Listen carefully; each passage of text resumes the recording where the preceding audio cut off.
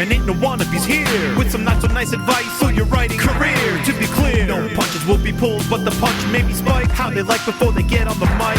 To my left, we got the mighty Mer Lafferty. And if I piss her off, believe me, she'll come after me. And her co-host, Matt Evan Wallace, on the right. Yes, she may be half as hype as she can take him in a fight. So settle in, folks, buckle in and boot up. Time to meddle in a way to make you writer shut up. It's hard work, but the perk is that it's fun and exciting. Facebook will still be there when you're done writing. Ditch Diggers!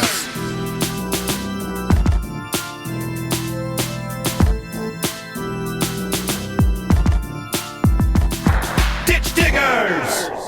All right, coming to you live from Morgan Freeman's hyperbaric negotiation chamber. It is the Ditch Diggers with Mer Lafferty and Matt Wallace, and our special guest stars our agents, my agent Jennifer Udden and Matt's agent Dongwon Song. How is everybody? Good. Great. We're good.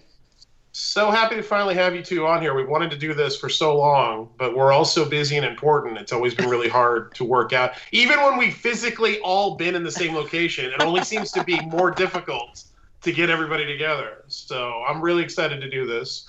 We're obviously both fond of you, obviously, because you are a representation, but Yeah. you're also both just very smart. And we've been wanting to get some smart agents on for a while to talk about contracts and other agency things. So very exciting.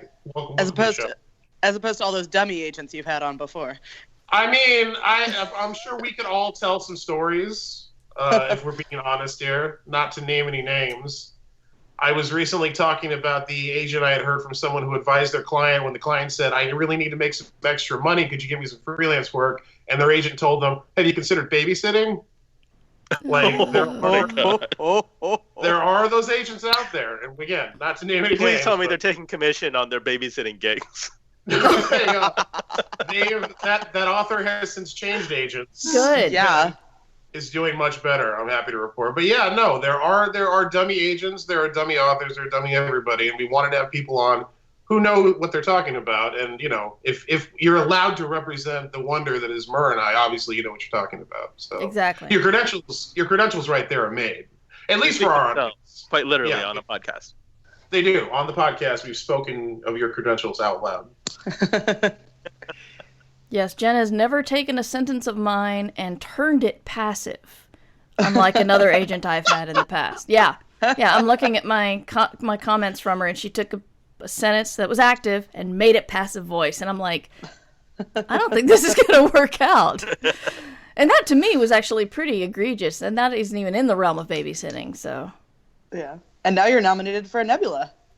Yes. And the Philip K. Dick Award. And you're going to get nominated for a Hugo Award because I will it to be so. Hashtag Mer, hashtag Six-Way Tech Trick. See, if my mother were here, she would say, "Don't call down the devil, Matt." Yeah, Matt, don't call down the devil. That's such a good way to phrase that. I haven't heard that before. That actually really is. I'm actually kind of jealous of that phrase.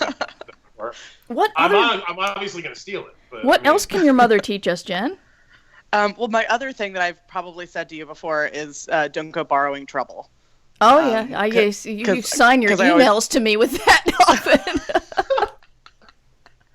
Well, I love how apparently Mer is like a femme fatale in a noir from the 30s, and your advice there is, don't you go borrowing trouble, you moxie tail, you. Yeah, basically. I like that one. They calling down the devil is better, though. That's a hard one to top. You should get your mother to write a book, Jen. Yes. I think that if my mom sat still long enough to write a book, that there would be something hideously wrong with like her. So I wouldn't really want that to happen. Have her dictate. Fair. Ooh, interesting. Just follow her around writing stuff down. There's some very successful fantasy writers who dictate all of their books that I don't understand that at all. That's amazing. That's such a bizarre concept to me. I'm very impressed by people who are able to do that, but it's just so foreign. I saw a roundup once of sections from acknowledgments where male authors were thanking their wives for typing up their books, and I was just like, this is the most horrible thing I've ever seen in my life. Well, yeah, that's a totally different. No. I'm gonna petition that all women writers start thanking their husbands for, even if they don't have one. Just be like, and I thank my husband who doesn't exist for typing all of this. Yeah. Yeah. Murray, you have a cabana boy that takes dictation, don't you? I do, but he sleeps in the basement and we don't usually talk about him. Next to your former lovers who are stacked like cordwood in the basement. That's right. Wow, this got dark. This got real dark real fast. Got a real Silence of the Lambs vibe now. It often does here in the hyperbaric chamber.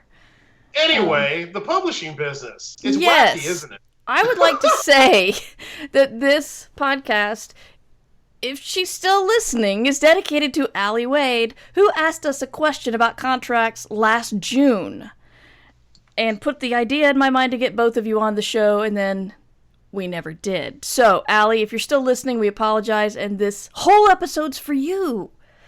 I actually don't apologize. We did this intentionally, Allie, because if you're going to be in publishing, you need to get used to waiting 7 or 8 months for a reply from people. So this is really a training exercise that we crafted just for you to help you acclimate to the publishing business. Yeah, this is actually a normal timeline for contract responses. So Yeah.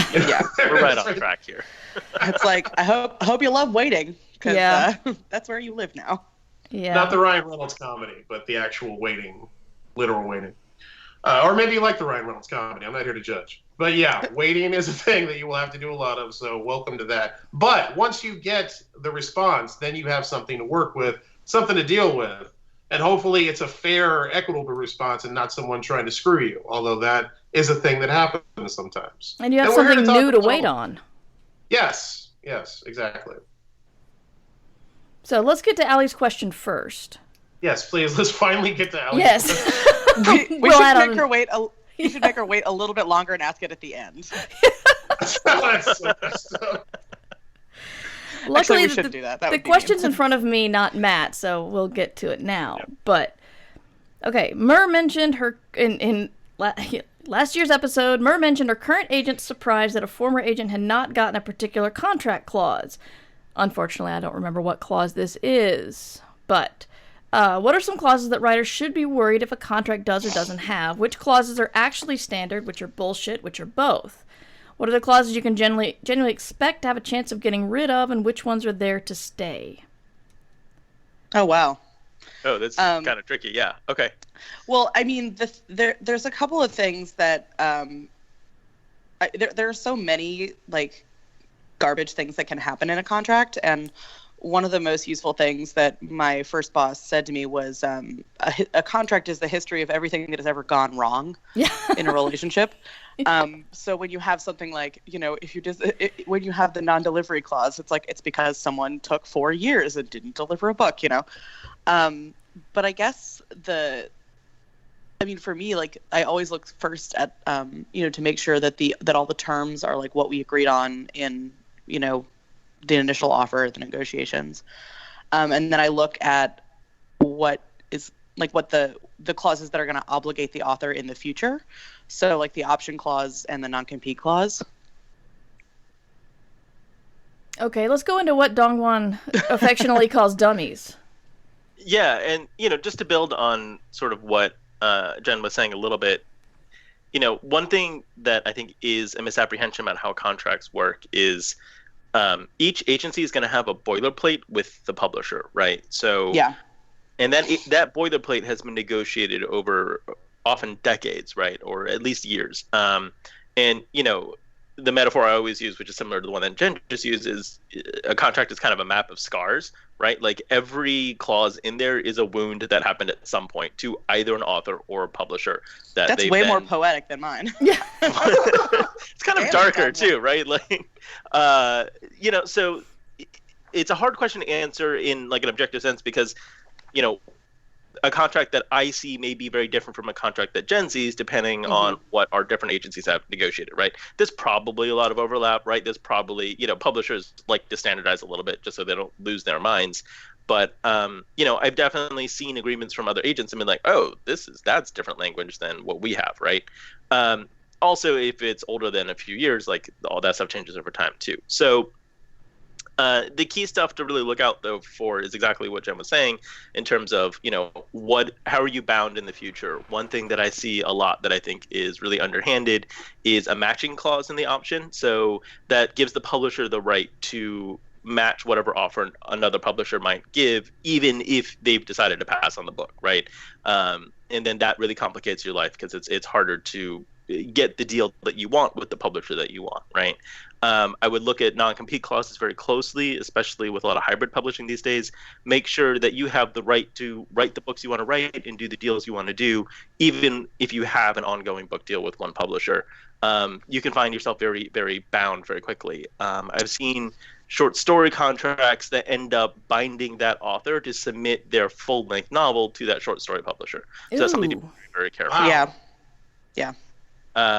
It's some then, horseshit. There's some horseshit out there. Yeah. And sometimes it's unintentional, right? Sometimes they're just like, oh, yes, submit as your next work, but they don't define work in any way. And it's like, well, that's anything from if you write a comic script to a screenplay to a novel. So be very careful and make sure that the publisher's only getting the rights you explicitly want them to have, right? Yeah. And make sure that if you're giving them rights, they actually are in a position to execute on those rights, right? So don't give audio to a publisher that doesn't have an audiobook division or doesn't do podcasts, right?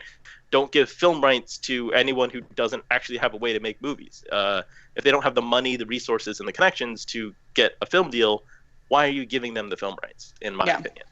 And then in some situations, especially, I'm seeing this a lot with the big five contracts. They're making more and more rights grabs in terms of audio, in terms of, hanging onto UK rights and then never selling them. It's also important to, if you can, get language into the contract where if they do have those rights, they have to exploit it in a certain amount of time or else you get the rights back. Sometimes I've been successful getting this, sometimes I'm not. But, I'm looking at you, HarperCollins, and your dumbass audio clause. Not that I have any strong feelings about this or anything. But yeah, they're called sunset clauses, where basically they have, a year to shit or get off the pot and make the audiobook or sell the audiobook rights. And then if they don't, then you get them back. Another thing I like to look for is making sure when you're getting paid, right? So yes, even if the payment is on publication, I like to limit that time-wise, right? So I don't want 3 years to go by while they've been sitting on the book and you're not getting paid. So that's an important clause that we try to make sure it's in. Like mandated publication, publishing within 18 months or whatever, and then, payment within 30 days of publication. Yeah. It's also important to, I always take a look at things like the out-of-print clause and stuff like that to make sure that they can't just sort of put it on sale for 99 cents and then they're like, oh, it's magically in print. That doesn't Jen, count. Can you go into that a little bit more? Because in the age of ebooks, it's a lot harder. It seems a lot harder for a book to go out of print. So how do you handle that? Sure. So most contracts have an out of print clause where basically they define the situation in which the publisher considers a book to be out of print. And the way that they do it is by usually saying if a number of units have been sold in a royalty period, or the amount of money brought in during that royalty period. So if it's under a certain limit, say, 250 units, then it's considered out of print. The tricky thing is that some contracts also say, if a print edition exists, in the warehouses anywhere, which, things can exist in warehouses for a very long period of time, as Indiana Jones has taught us. So, getting that limited as much as possible. I've started asking for, for that to be limited. I've started asking for, specifically to exclude, Kindle Daily Deals from the out of print clause. So if all their sales come from selling it for 99 cents or for free, then that can't count. So that someone can't just slap it up on Kindle and be like, oh, look, it's on sale. It's still in print. But I have mixed success with that. Yeah, the other structure you'll see sometimes is they'll do it by amount of revenue earned in a period, and that helps do an end run around the low price thing. So But yeah, the goal is to keep them from just putting it on POD and saying there's an ebook available, so it's in print and they get to hang on to the rights forever, right? And what we're trying to do is make sure, part of our jobs as agents is to make sure that your rights are being looked after, people are actually taking care of them and using them responsibly. Otherwise, they should go back to you. If it's not actively being exploited, then it shouldn't be with that licensee. Yeah, and it's so funny, exploitation in like any other context is bad, but you're not exploiting this hard enough. You need to exploit it harder. I'm here to exploit all of my authors' rights. Well, and this is a little bit of a sidebar, but I'm sure, Dongwon, that you've had to deal with this, but the bane of my existence these days is publishers asking, requiring. So say you do a deal with a publisher, you sell the book and you sell it for World English, which means that you retain the right to sell the book in other languages throughout the world, and the author gets that money directly. Some publishers are now trying to put into contracts that that a foreign publisher has to approach the publisher, the original publisher directly, and pay a fee to get access to the final files to translate from. Which I find fucking infuriating, because it sounds a little bit like ransom to me. I'll just say it. I mean, I got into I got into it with a publisher recently where I was just like, this seems like a dumb hill to die on, but I will die on this hill. We will not sign this contract if this clause is included. And sometimes you ask for things like, a PDF of the book will be provided to the agent so that the agent can send it to foreign agents and film and stuff, and they're like, no, we won't. Piracy. And I'm like, oh my god, really teenagers in Moldova can pirate this book faster than you can say copyright law. It's already being knocked up in Hong Kong, I guarantee you. Yeah, but things like that where they're very short-sightedly looking after the bottom line rather than the future life of the book. Sorry, that's my rant. I mean, and that's so frustrating because so much of the value in the final files is in the layout and the production of the design, right? So I understand charging a fee for final files because they could just turn around and send it to a printer and publish it. But that's not what a foreign publisher is doing. They just need the words. They don't care about the layout at all. Yeah, they want the final copy edited manuscript so that they can translate it without any errors. Right. And it's just bonkers to me. I hate it so much. That's annoying. Where do you think that? Sincerely though, where do you think that comes from? Is that do people sit around a table at a publisher and just decide we need more revenue and this is the way to do it? Is it where does that decision come from? I really wonder about that a lot. I do think it is coming from good intent, right?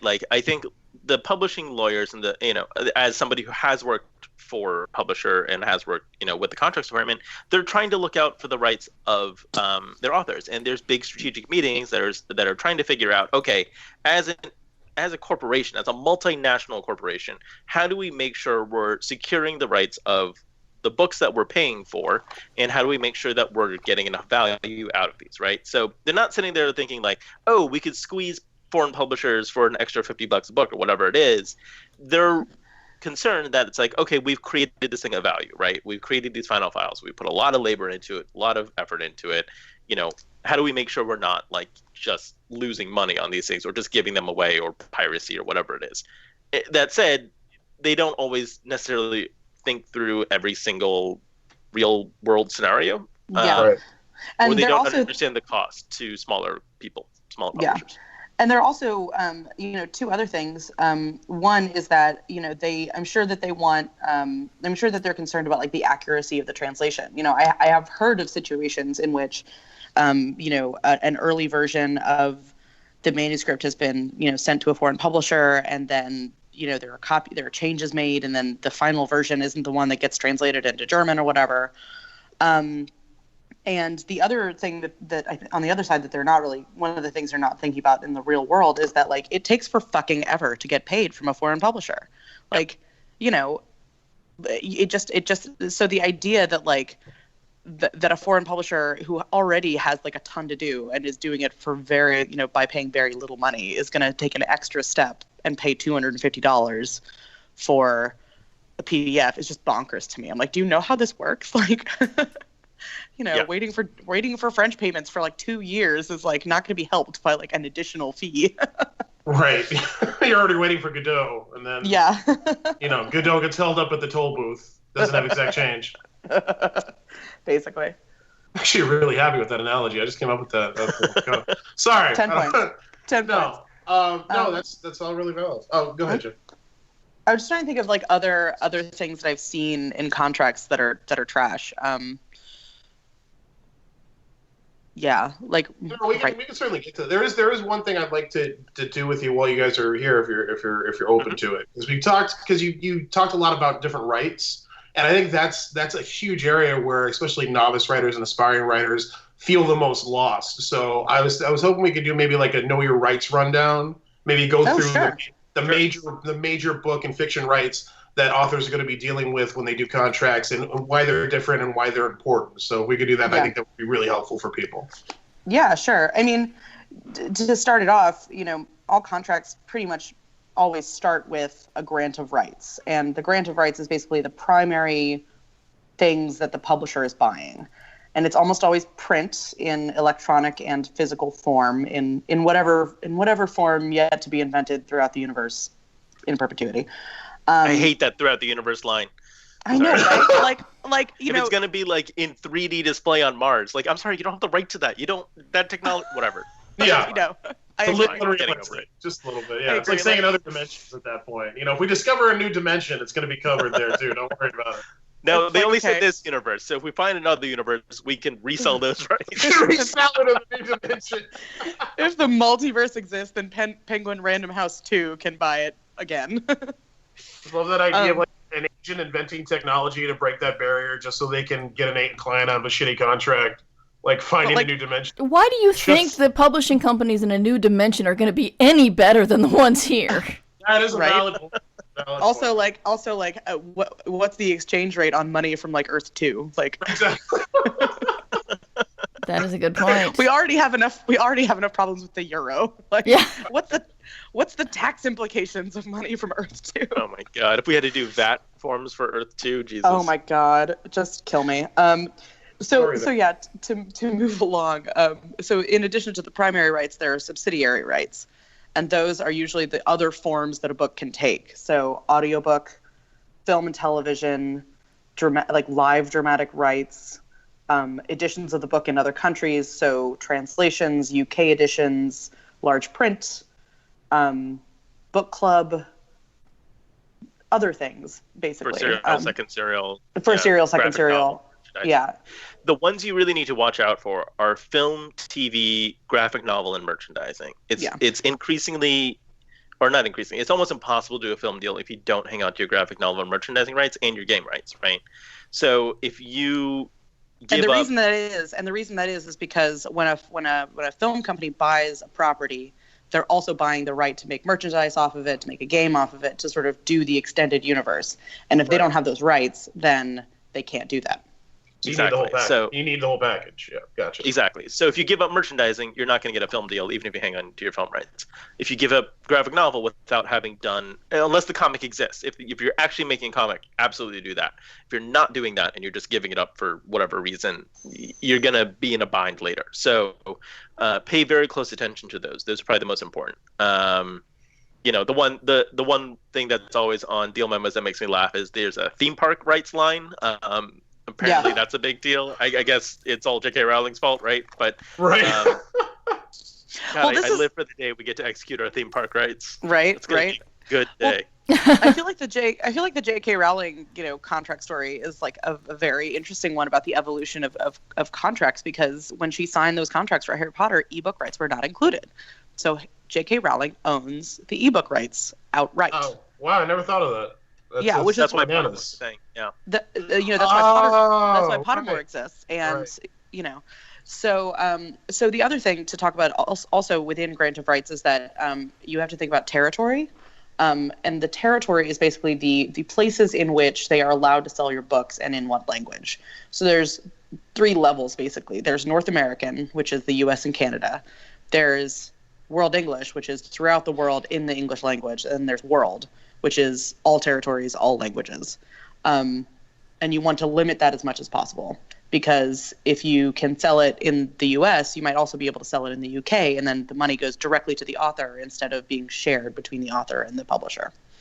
So giving an American publisher world rights really shorts you, because then you won't be able to go out and sell it to different territories in different languages. Exactly, but there are other mitigating circumstances. For example, if you are doing a deal for like $1 bajillion, Right. like they're paying $1 bajillion, and it will be easier for you to earn that $1 bajillion out if they have more territories in which to sell the property. Because when they sell foreign rights, there's a split, and a portion of that. So say they sell rights to like Azerbaijan for like $100,000, which wouldn't happen, but a portion of that goes towards the advance like a royalty. So it earns out a little bit faster. Gotcha. No, that makes sense. Although I think it is fair to say most of our listeners' first deals will not be for $1 bajillion. Yeah. Unless we discover Earth 2, and maybe that's standard in Earth 2. We don't know yet. If you have any leverage at all, it's good to hang on to as many rights as you can. And, there are the money reasons, which, Jen did a good job of explaining, but there's also the strategy and control reasons, right? You want to make sure that your UK publisher is somebody who's going to believe in the book and is going to do a good job with it. And, you want to be working with people who can make sure that you're in the right hands. If the publisher controls the rights, you often don't get a say in who's going to publish that. You don't get a say in the strategy of how it's sent out. You don't get a say in what the cover is going to be or any of those things, right? You're not a participant in the publication of your book in those territories. And for me, I feel very strongly that an author should be an active participant in the publication of their book. And so I like to hang on to those territories, not just for financial reasons, but also I think it's a better way to publish. I think it's a better way for that author to be invested in a very literal sense in what's happening with their work. Here, right. Here. Very cool. So in regards to types and kinds of rights, is there anything else you want to add to that? Either of you?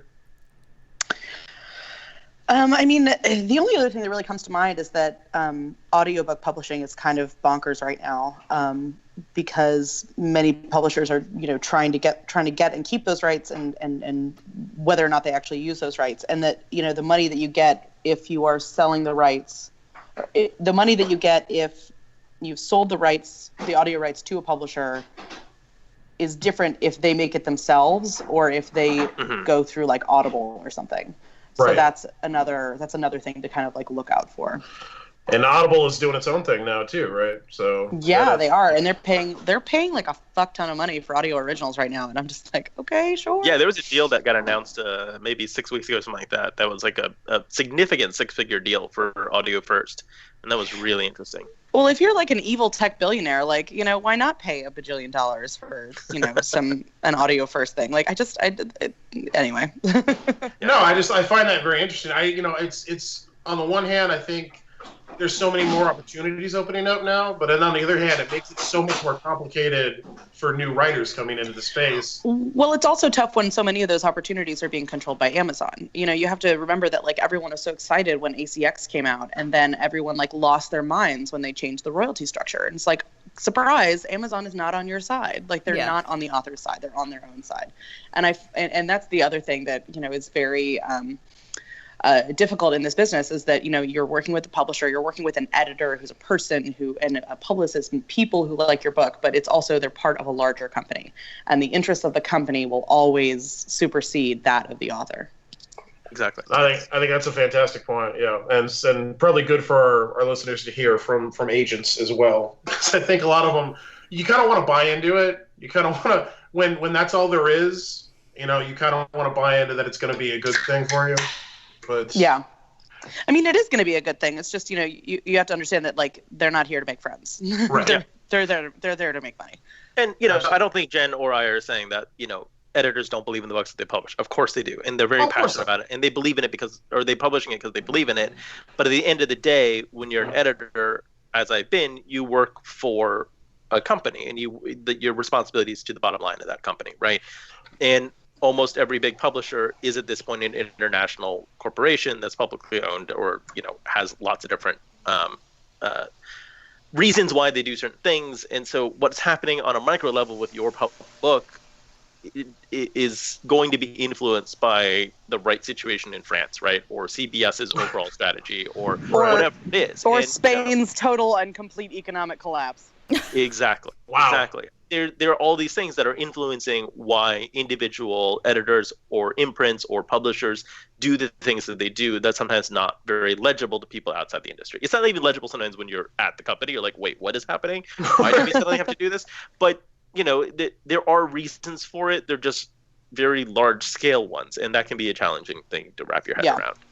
No, absolutely, and that also feeds into something we try to reinforce on the show a lot is a writer, an author is their own entity as well. You're a freelance contractor. You're not an employee in the traditional sense of we're all pulling in the same direction for the same. There's usually a clause saying that too.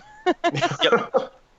Yeah. So you do have to look at it as you run your own small business and you're forming these limited partnerships with people to put out your product. And I think a lot of authors tend not to see it that way, or it takes a while for them to kind of get that vibe, because everybody's looking for a home. I think when you're a new author, you feel so alone out there.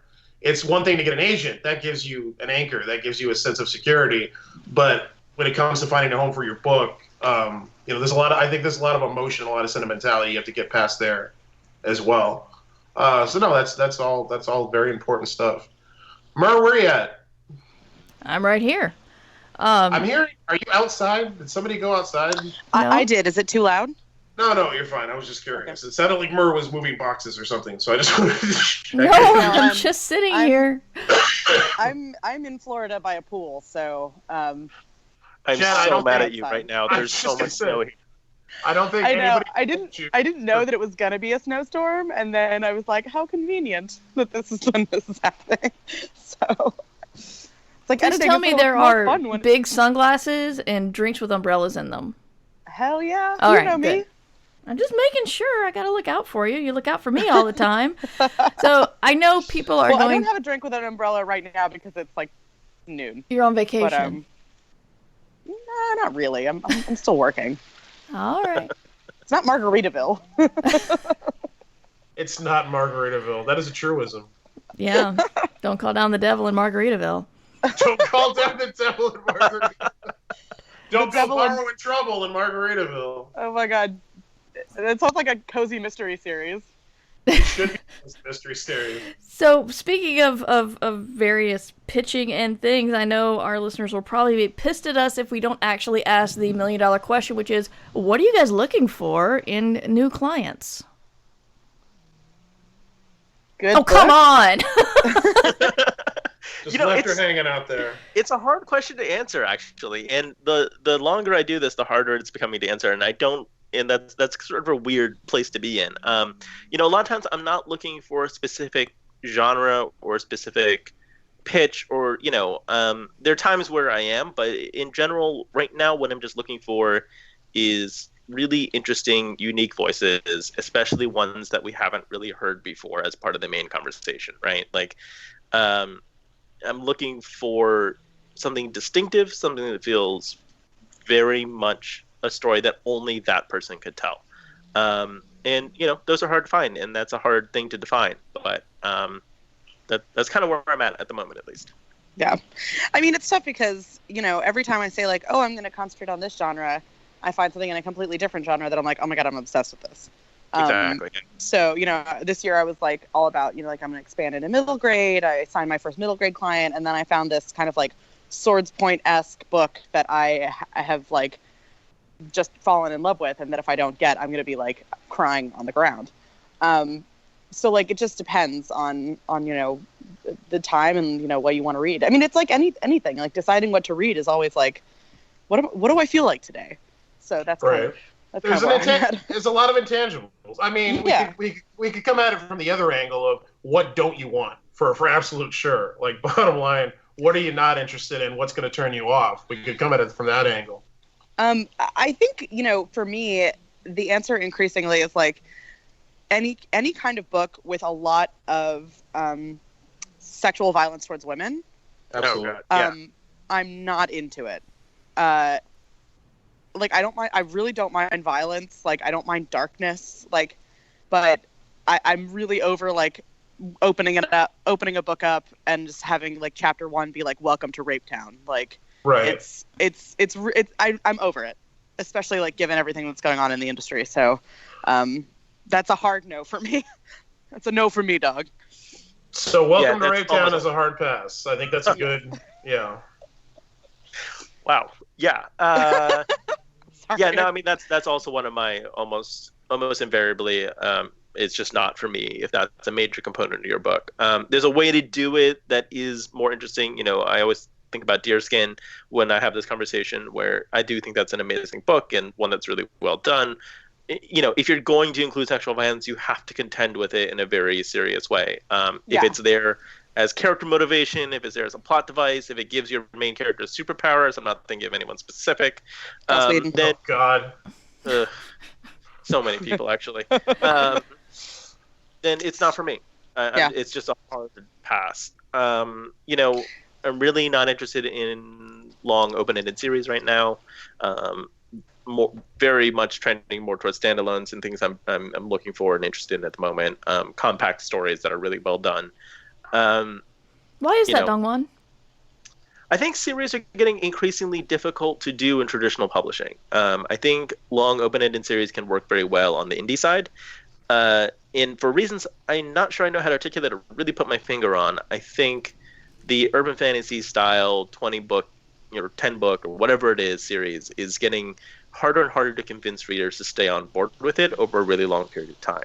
If you can have a faster publication cycle, if you can do 4 or 6 months between books, then maybe it's more workable. But I feel like right now fiction is trending a little bit longer and a little bit more well-defined in terms of the series. Maybe it's exhaustion from like the MCU stuff, right? Like maybe that's taking up people's like long-form brains. You know what I mean? Well, I also think that it's frustration because for every Jim Butcher who like reliably puts out a book a year, there's George R.R. Martin who like every time you turn around is like giving another reason why he's not going to be finishing that series. So I think that publishers are understandably a little bit wary about committing to something when they don't actually know that book 2 or book 3 is ever going to get delivered. Mm-hmm. So that's sort of what I thought about it. I also think that we are seeing a little bit of a move towards faster publication schedules. I mean, I think that one of the reasons that Annihilation and the Southern Reach trilogy did so well is because those came out like 5 months apart, 6 months apart. Yeah. Like you didn't have to wait another year or another 2 years to get the next ones in that series. So I think that we're going to be seeing a lot more of that. I mean, speaking of things I'm looking for, like I always love weird shit. So anything in sort of like Jeff Vandermeer, China Miéville mold, I'm like, it's like catnip to me. So that's good to know. So write that down. Any other major turnoffs or turn-ons in terms of what you're looking for? And if phrasing that is weird, I apologize. It's just what my brain came up with. I mean, I think urban fantasy in general, it's kind of tough. Yeah, that's still really hard. And people keep trying, and it sometimes works, and it sometimes just really doesn't. We're never going to see the kind of boom numbers that we saw in like 2010, 2012, like ever again. I don't think in that, or at least not until the cycle. It's time is a flat circle, and everything will come around again. But not unless we can resurrect the mass market format. It's not happening. Exactly. Yeah. There you go. Yeah. I mean, the other thing that like I'm seeing a lot of is, I don't know if a lot of your listeners are romance writers, but I'm hearing a lot of, rumblings from my friends who do a lot more romance than I do that romance is kind of in trouble right now because of Kindle Unlimited. It's kind of killing romance on the trade level. Yeah. Because why would someone pay $2.99 or $3.99 for a book when there's a million books in Kindle Unlimited that they can read for, $9.99 a month. Right. And those royalties are done by the amount that someone finishes. So we need to do more episodes on romance, Mer. We should get on that and talk about that. That's actually a good topic there, Jen. I'm going to write that down. Yeah. No, sincerely. Script just changed their revenue model basically up for the same reasons. They were getting blown out by a small percentage of romance readers that were just crushing them because they were reading too many books. I have question marks about a business plan that requires your readers not to read too many books, but other than that, I think. But I understand what happened to them and how they ended up in that bind. Yeah. And there's been a few subscription services that have struggled for that very reason. So Yeah. I mean, especially because romance readers, I mean, one of the reasons that romance for so long was like the only genre that was like reliably doing well in the wake of like, the ebook apocalypse was that a romance reader on average reads 3 books a week. So Wow. yeah, because they follow a formula. They're all about 60 to 80,000 words. They're not too long, and they love them and they will buy, there's enormous author loyalty. There's enormous, genre loyalty. So they'll read everything in a genre or everything by one author. And if they have the opportunity to do that for $9.99 a month, then readers don't necessarily understand or care why that's bad for the authors. No, totally. That's just you're blowing my mind, Jen. You're opening me up to new, that's new why we're process. seeing lots of romance readers or romance writers starting to cross out of romance into other categories, right? So romantic suspense is one of the bigger areas right now, in part because they're starting to cross into just straight up writing thrillers, right? They're starting in the same way that paranormal romance like crossed over to urban fantasy 10 years ago, whatever it was. We're starting to see a little bit of that pressure for romance writers to find different avenues to kind of keep doing what they do well, Yeah. Yeah, we're That's definitely going to terrifying, explore that more. That's heady stuff. Well, and I think that, we've all sort of been like lulled into this. I mean, not to be like apocalypse Jen over here, but we've all been kind of lulled into the sense of like everything is kind of normal. Like Amazon's there. Like I don't think that we have even begun to start reckoning with how that company has changed this industry. And they make it really easy for a lot of people to do things that hurt authors and hurt publishers. So, I mean, this is sort of like a sidebar, but I think it's, as podcast people, you'll understand that. So I run a podcast with my friend Bridget Smith of Dunham Literary. She's also an agent. It's called Shipping and Handling, if you care to listen. And we recently decided to start doing affiliate links and taking donations so that we can start like paying for the podcast to kind of run itself. And there is the only affiliate program that is actually easy to sign up for is Amazon. Mm-hmm. Right. It takes 2 minutes. The links are easy to generate. It's, easy peasy. Barnes & Noble goes through a third-party company. You have to apply to be part of Barnes & Noble's affiliate program, and we got fucking turned down. And I was just like, wow. I mean, like we're still going to keep linking to them because we want to, we finally figured out how to join IndieBound's program, which is like another ridiculous nightmare. But like it's like Amazon's patent on one-click ordering. They have that, so they make it easy and the for other you thing to do understand about how Amazon affiliate linking works is that if you click on an affiliate link during that session, anything you buy on the site goes back to the person who linked the affiliate link, right? So the incentive to link to Amazon is so high because if someone buys one lawnmower, you've just made hundreds of dollars, right? Like it's bananas how it works. And I have spent a lot of time looking at this problem, having worked for a startup that was trying to solve this very specific problem.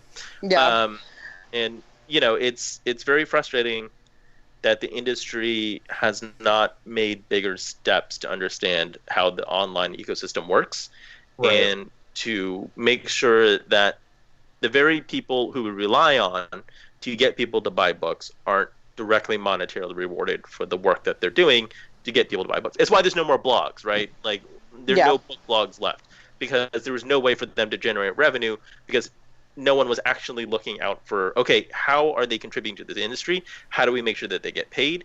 And they were this really important voice that's completely gone now, right? So word of mouth advertising is in a very weird space because there's no centralized location for it anymore. That's good and bad in various ways. But it's just one small example. And I think I'm worried about the state of podcasting. I'm worried about sort of the state of online reviewing. I'm worried about a lot of different things. But I think one way we as an industry could help solve this is by making sure that people were rewarded for the work that they're doing without violating any lines in terms of rewarding them directly for a good review or something like that. I'm certainly not suggesting that. Course. I'm saying that we need to build an ecosystem that makes room for people who are not simply retailers and are not simply publishers and are not simply writers.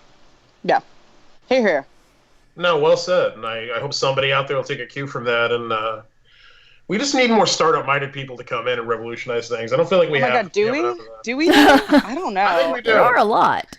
Yes and Remember that no. time- I mean, Remember that time they tried to revolutionize the bodega? Oh my god. Oh, I mean, come on. yeah. That's not what I that's mean- obviously not what I was talking about. I don't know. I'm also like I'm increasingly becoming like a sort of like conspiracy minded like the tech industry is evil person. So I hear that. There's, honestly, I mean- here's where my thinking from that came from. Honestly, this is why I said that. It's I've been working a lot as a marketer in the cryptocurrency space, and in that space right now, everyone just seems to be throwing ridiculous amounts of money in there behind anyone to do anything just to see if anything lands. And just watching that and then seeing sort of like the disparity in the investment in like publishing and books and fiction, I just wish we had more of that. I wish we had more open-minded people who were interested in the space who wanted to do more. Yeah. That's really all I mean. yeah, I feel like that's fair. I feel like we lack that, and that's a shame, because I think a lot of innovation comes from that quarter, And obviously, it brings with it a huge amount of its own problems, but we already have problems. So what are you going to do? Yeah. Right here in River City. Exactly. So And I do think there's a way that tech can solve some of these problems. I do think there's a lot of barriers, and I can say all this from very firsthand experience. And Zola Books, which is the company I was working for, they're still existing. They're still doing a lot to transform ebook retail, and we need more people on all sides of this conversation to understand that we need to find solutions, right? And we're going to find solutions collaboratively. And it's not just looking to Silicon Valley to swan in with some amazing tech solution. It's also getting, the Biosec code system updated, right? Getting like the publisher feeds updated and all these things. It's just there's so many barriers to the way we do business that exist for reasons, and I understand why they're there, but it makes it very, very hard to find solutions that are actually forward-looking unless you are at the scale of an Amazon. Yeah. Right. And who is at the scale of an Amazon besides Amazon, yeah. Yeah, there's like 3 companies at that level. Yeah. So. Which will soon become, 2 companies and then 1 company. So, And to be fair, all 3 of those companies are in the books fight. They're Right. just not competing. Yeah. this So, is all amazing. I'm sorry, Mark, go ahead. No, I was gonna ask a topic changing question. Sure. We do need to be mindful that we're coming up on an hour rapidly here. Okay, well, I would like to turn to Twitter, so it's topical, because right today, I mean, it doesn't matter to the listeners because they won't be listening on it today, but today is #PitMad, and this is something we've only had one. We had one. I've had one guest, I think it might have been on I Should Be Writing, talk about it before, but I want to talk to you guys about it, and if you could describe what it is and whether you follow it or not, and what you've gotten out of it, if anything. I have a very complicated relationship to Twitter pitch contests. I mean, basically, PitMad is pitch madness, where you tweet out a 140 character pitch for your book, and then agents favorite it, and then you get to query them as a kind of way of like, oh, I know you saw this, I know you're interested in this, not really like a shortcut, but it's kind of like a fun thing to do. I have a complicated relationship to it because my client Marika Nijkamp, who is now a 70-week New York Times bestseller, her second book has been on the list for 5 weeks. Yes. Oh my It's so God. amazing. Good for her. Thank you. She's the best. I mean, all my clients are pretty great. I'm pretty. You lucky. don't have a favorite, right? Right. Don't have favorites. Okay, good. You're my only other favorite, Mer. Okay. But so she was a PitMad find. She was gonna query me anyway, but she tweeted out this pitch, and I was like, that sounds awesome, and she sent it to me, and she got like 6 other offers, and I won. And so I can't really hate on PitMad, but at the same time, like, I'm so behind in my submissions that I've gotten through just like regular channels that like I feel this immense pressure every time PitMad or DV Pit rolls around, because I'm like, I want to fave these, but also I have so much shit to read. Yeah. Right. I mean, that's kind of how I feel about it too, where it's there's so much already in my inbox. I'm currently being closed submissions, and I'm still way behind on stuff. And I've just been referring to my inbox as like the pit of shame, just shame. Oh my god, yeah, too real, way too real. Too real. And PitMad and DV Pit especially, I like DV Pit a lot. I'm sorry, what's the difference?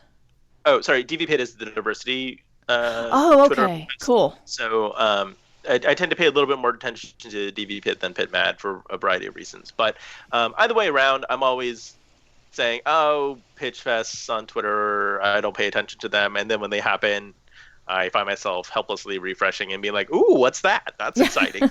And it's very easy to get caught up in it. At the same time, it's always a reminder when those queries actually come in, they're still just queries at the end of the day, right? Like there was something in that pitch that caught my attention, but 140 characters is not enough to actually communicate what the book really is. And a lot of times there's a very big disconnect between the thing that got me excited and the thing that's actually in my inbox. Yeah. That's always true though, so that's not different from any other type of pitching. So I'm not really complaining about anything specific. It's just a thing where they can be useful, they can get you some attention. I always see like a handful of people who end up bubbling to the top of these that have, a lot of requests, and then those books tend to sell. They tend to do pretty well. Would that have happened if you just sent that out cold? Probably. Yeah. Well, and sometimes I think that there's a strange kind of like bubble effect where like just because the algorithm kind of sends those to the top, is it because the pitch was that good or because like two people faved it and that like put it into people's feeds more? There's so many complicating factors, but I think generally it's a good thing. Like any avenue that an author can find that, gets people talking about their books or, gets them thinking about, different ways to pitch their books, I think it's generally a good thing. And my big thing for authors is that I think authors need to practice pitching a lot, right? Like I think it's really important to be good at pitching your work, to good at like summarizing it, good at talking about it. And this is a great opportunity to do that. You get a ton of immediate feedback. So I'm certainly not saying not to do that. I think as an agent, I have some mixed feelings about how it's useful for me, but I also order my business in a very specific way, and we're all different. And any opportunity to interact with the wider publishing community is going to be a good one for you. So I say do them. They're not a perfect panacea, but of course they're not, because this is when you say you order your business in a certain way, what do you mean by that? Just out of curiosity. I mean that I'm very busy and I have too many clients right now. Oh, okay. Yeah.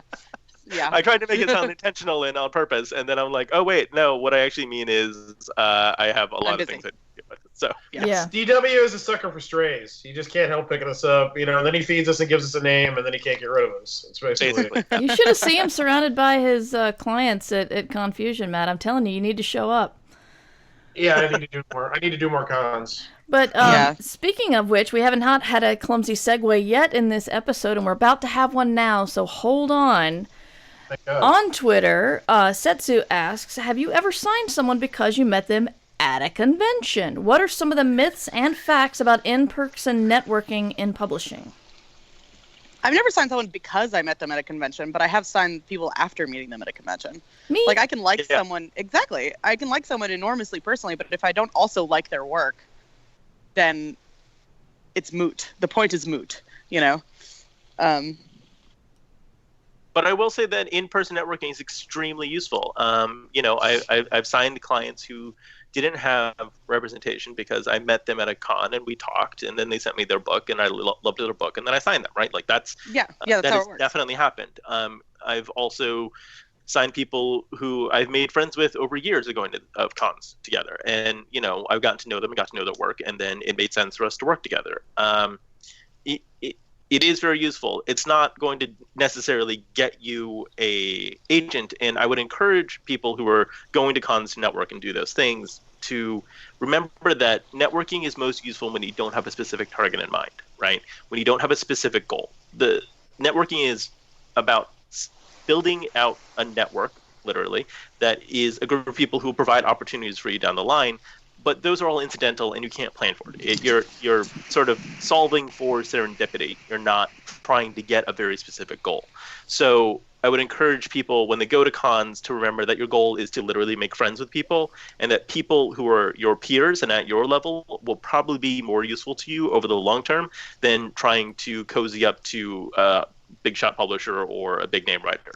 Yeah, and it's sort of a double-edged sword too. I mean, you use the word useful. On the one hand, there is a utility in networking. There is a sort of return eventually on that time. But also, it's really obvious when you go to a con and someone's just like, hunting for the most quote unquote useful person to know. Like who's going to be the person who's going to help me the most.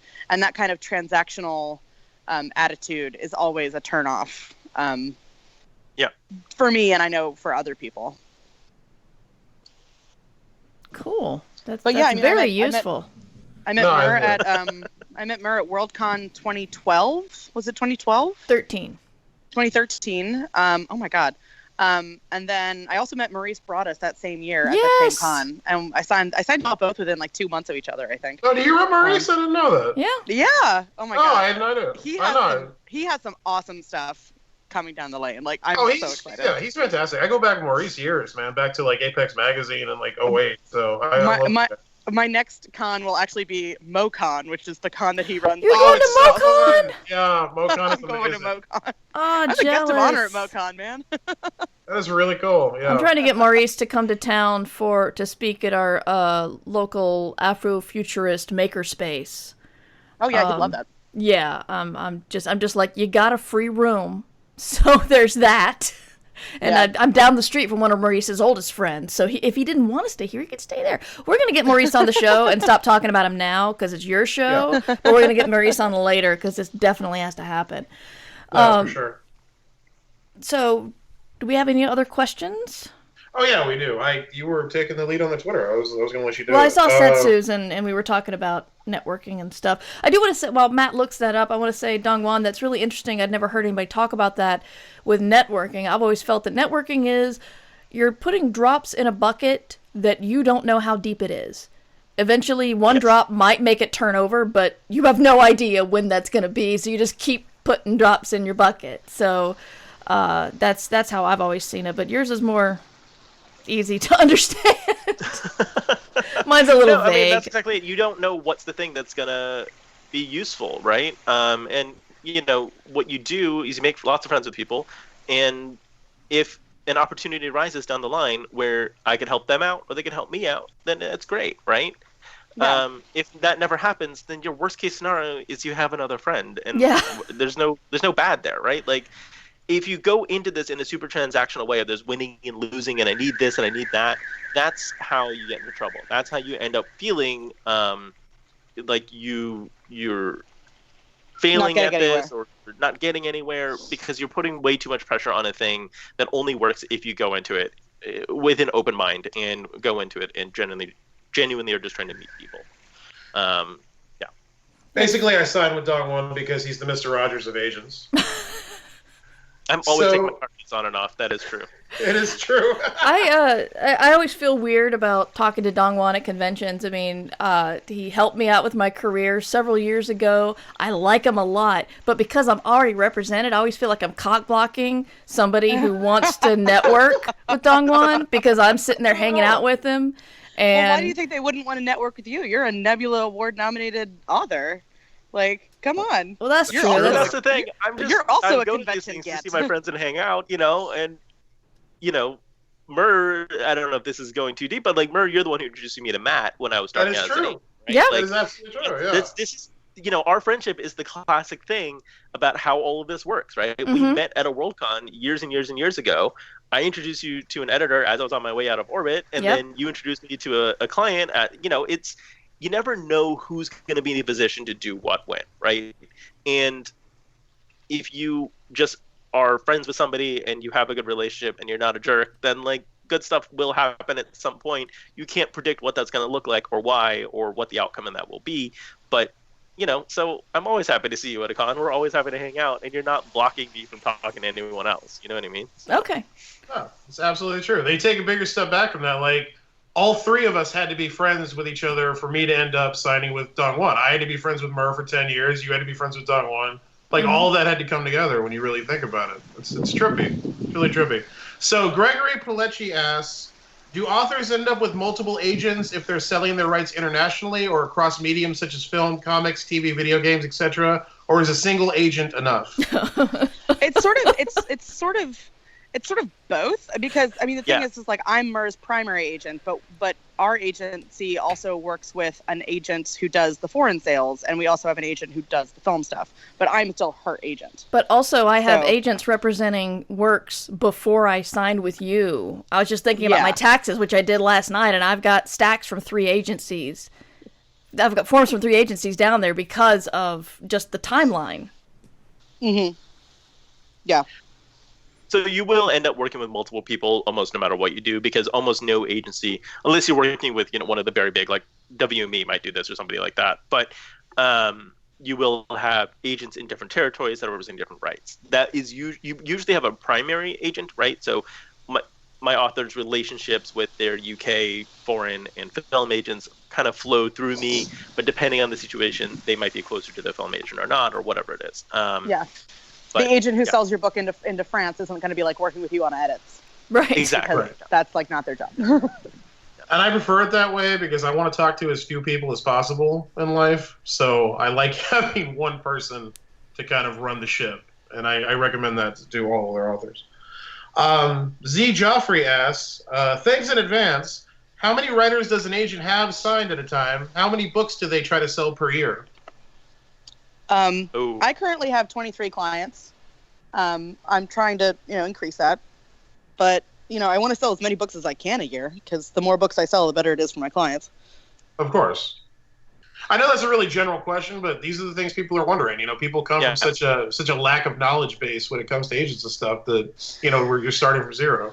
Well, and and every agent builds their list in a different way. Like, I was an assistant for the first 5 years, so my list didn't grow that much for the first 5 years that I was working. Yeah, I don't think there's any real standard. I know agents who have over 100 clients. I know agents who have under 10, right? And you can be very successful in either category. Me, I also happen to have 23 clients right now. That's weird, but same. So I think it depends a lot, but it also depends. Right now, I'm very overwhelmed by having that many clients because many of them are very early stage, and we're launching their careers and trying to get them placed, things like that. Whereas if you've been doing it for a few years longer, people are more in the groove and require sort of less hands-on attention at all times. So where you are in the cycle with an author also depends on, how much sort of bandwidth you have to take on more people or things like that. As for how many books you sell a year, it really depends a lot, again, on the category that you're in. If you have a romance-heavy list, then you're selling a lot of books a year. If you're doing, high-end literary fiction, then you're selling a book every 2 years, right, for that author or whatever it is. So, it depends heavily. The thing that I find to be a bottleneck for me is actually how small SFF publishing is. There's absolutely. only 5 or so 6 places you can send stuff. So, I can't have more than 2 projects out at any one point in time. Otherwise, even having 2 out at once is a mess, right? Right. So I'm about to have 4 because everyone turned in at the same time, and I'm just like, fuck my entire life. Yeah, and sometimes like I will have. For you. Yeah, no, it's a mess. When you have too much stuff out at once. So sometimes I find myself like twiddling my thumbs with my writer, being like, all right, we need to wait for this other thing to resolve before we can go out with this next thing. So find that can be a little bit of a limiter for me. Yeah. Fair. Honestly, I was just going to leave this one out, but I can't help myself. This is specifically a question for Dog One. It comes from Jay Gibbs on Twitter. It's could we get a solid woodworking question in? Maybe ask Dong One what his favorite hardwood to work with is. Because if you don't know, my agent is also a master craftsman. Everybody, and I mean that literally. He's a fantastic woodworker. Thank you. That's very kind. I'm going to answer this question as straight as possible and say walnut. Walnut. There you go, Jake. All right. Although I find myself very drawn to white oak recently. See, you said you were going to be simple, and you're convoluting it, man. Yeah. No, I meant I'm just passing on the subtext and or entendre embedded in that question. Yes. Go on. Alrighty. The thing is, I didn't want to leave Jen out. I was going to ask her what her then that just makes it worse. So I don't. There's no way to win on this. Yeah. But those are all the questions we have. Those are all our Twitter questions.